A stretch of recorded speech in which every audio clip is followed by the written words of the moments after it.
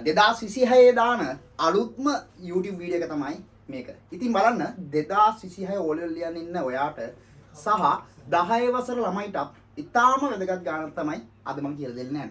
සාමාන්‍ය පොඩ්ඩක් පරණ පේපර්ස් වල තමයි මේව දකින්න හම්බෙන්නේ. ඒත් ඉතාමත් වැදගත් ගානක්. බලන්න දීලා තියෙනවා සවිදි පංචාශ්‍රයක් තුල පිහිටි සමදතුරාශ්‍රයක් රූපේ දැක්කේ. සවිදි පංචාශ්‍රයද පුතා. දැන් බහුවස්ත්‍ර වර්ග ගොඩාරියක් තියෙනවා. ත්‍රිකෝණ තියෙනවා, සමචතුරස්‍ර තියෙනවා, මේවා පංචාශ්‍ර තියෙනවා, ෂඩාශ්‍ර තියෙනවා, අෂ්ටාශ්‍ර තියෙනවා. ඔය දිගට තියෙන ගොඩාක් තියෙනවා. හරිද? ඉතින් ඒ අතරින් හම්බෙන සවිදි පංචාශ්‍රයක් කියන්නේ මොකද්ද? සවිදි කියන එකේ තේරුම තමයි පාද ඔක්කොම සමානයි. ඒ කියන්නේ සවිදි කිව්ව ගමන් ඔයා මාක් කර ගන්න ඕනේ මෙන්න මේවා ටික. ගාණි කියනවනේ මෙතන මේ සවිදි කියලා. හරි. සියලුම පාද සමානයි. සියලුම පාද සමානයි වගේම සියලුම කෝණත් සමානයි. ඒ කියන්නේ පුතේ මෙන්න මේ මුල්ලේ හැදෙන කෝණය සමානයි. මෙන්න මෙතන කෝණය, මෙතන කෝණය, මෙතන කෝණය ඔක්කොම සමානයි. හරි. මෙන්න මෙතනත් සමානයි. හරි. හැමතැනම කෝණ සමානයි. හැබැයි අපෙන් අහන්නේ හිතා ගන්න බැරි ප්‍රශ්නයක්නේ. දැන් පංචාශ්‍රයක් තියෙනවා. හරි. ඒක සවිදි. සමචතුරස්‍රයද දාන්න. ඒ ඩීටේල් මාක් කරගන්න. සමචතුරස්‍රයක්. මේ පාදේ මේ පාද ඔක්කොම සමානයි. බලන්න ඔක්කොම පාද සමානයි. සමචතුරස්‍රයක් කියන්නේ පාද සමාන නිසානේ. හරි. එතකොට අපිට x තමයි හොයන්න කියන්නේ. x කියන්නේ පුතේ කෝණයක්. එහෙනම් ඔයාට මේ කෝණය හොයන්න නම් ඔයාට මේ සවිදි පංචාශ්‍රී සමචතුරස්‍රී කෝණ ගැන ඔයාලා දැනගෙන ඉන්න වෙනවා. සමචතුරස්‍රී නම් හැමෝම වගේ දන්නවා 90 තමයි තියෙන්නේ. බලන්න. හරි. ඊට පස්සේ දැන් ඔයා මෙන්න මෙයාගේ කෝණ දැනගත්තා නම් වැඩේ ඉවරයි. පුතේ ඕනෑම බහුවස්ත්‍රයක අභ්‍යන්තර කෝණ වල ඓක්‍ය හොයන්න ලස්සන සූත්‍රයක් තියෙනවා. ලස්සන සූත්‍රයක්. හරිද? 180 වතාවක් n ඍණ 2. පුතේ දාන්න nට දාන්න ඕනේ පාද ගණන.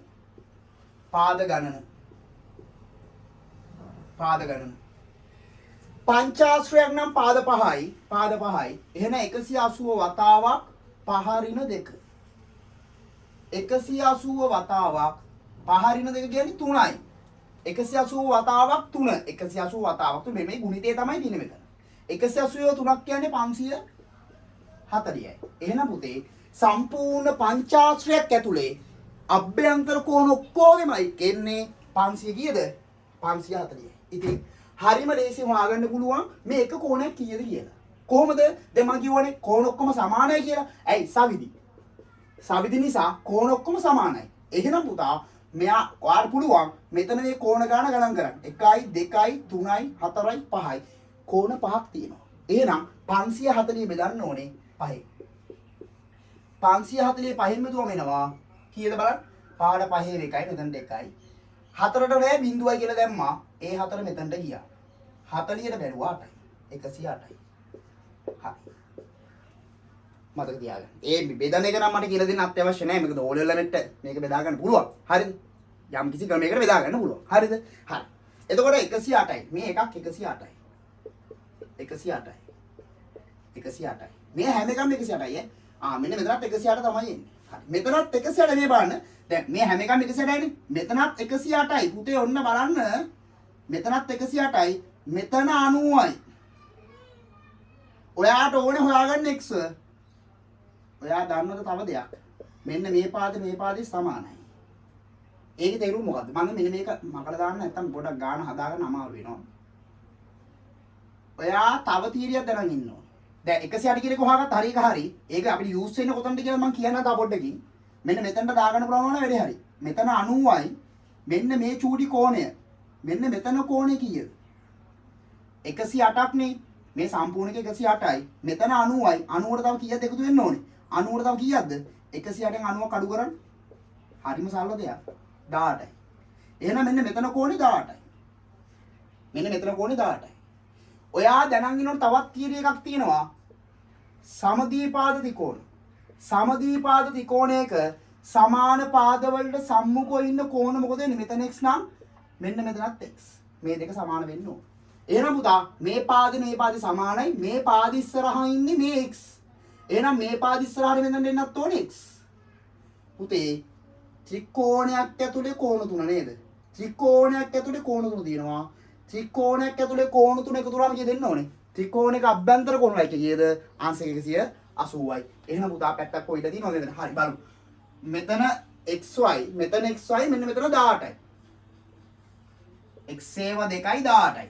x x 18 එකතු කරාම මෙන්න ඕනේ කීයද? ආන්සර් 180යි. යවන්න 18 අනිත් පැත්තට. ධන 18 අනිත් පැත්තට යවනවා. මුලින්ම මේ පැත්ත එකතු කරන්න. xy x එකතු කරාම කීයද? 2යි x. ධන 18 අනිත් පැත්තට ගියාම මොන 18 වෙනවද? නැත්නම් ඔයා හිතන්න ධන 18 නැති වෙන්න ඍණ 18ක් මේ පැත්තට දැම්මා. ඒ වගේම අනිත් පැත්තට ඍණ 18ක් දැම්මා. නැත්නම් ඔයා ලේසිම මතක තියාගන්න මෙන්න මෙහෙම. සමාන ලකුණේ ධන පදයක් අනිත් පැත්තට යද්දි ඍණ පදයක් වෙනවා. හරි. 2x ගේ 180 අඩු කිරීම 18. හරි. 2x සමානයි 180 අඩු කිරීම 18. 180 18ක් ගියාම කීයද? ටක් ගාලා අඩු කරන්න. දාන්න තියෙන ළමයි බලන්න. මෙහෙම ලියාගත්තා. බිංදුවෙන් 8ක් බෑ එකක් කිල්ල ගත්ත 10 8ක් ගියාම 2යි. මෙතන තියෙන්නේ 8 නිමි 7 7 එකක් ගියාම 6යි. 162යි. එහෙනම් මෙතනින් එනවා 162. පුතේ මේ හරිය හදමු. එතකොට මෙතනින් එනවා උත්තරේ 2x සමාන 162යි. එහෙනම් දෙපැත්තම දෙකෙන් බෙදලා මට පුළුවන් හොයාගන්න s ගේ උත්තරේ x සමාන කීයද දෙන්නේ? 81යි. හරිම ලේසි. ඊටාම ලේසි උත්තරේට ආව අපි. එහෙනම් එච්චරයි කතාව. ආයෙ හම්බෙමු තව වීඩියෝ එකකින්. මේක අනිවාර්යයෙන්ම ඔයාගේ යාළුවෙක්ට ෂෙයා කරන්න ඕනේ වීඩියෝ එකක්. හරි. ජය වේවා.